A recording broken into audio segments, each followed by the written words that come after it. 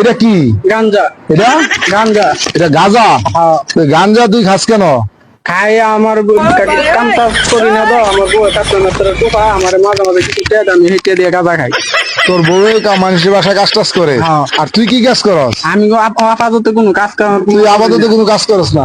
তুই কাজ করস না, তুই যে গাঁজা গাছ এটা টাকাটা ফাঁস কই? আমার বউ 40টা দিয়ে গেছে, আরেকজন 80টা দিছে। আরেকজন 80 টাকা কে দিল তোরে? দান করছে মানুষে? তুই যে আস্তে একটা বেটা জুয়ান বেটা, তুই কাজ করলে তো বেটা তোর 500 টাকা 800 টাকা হাজিরা হইতো।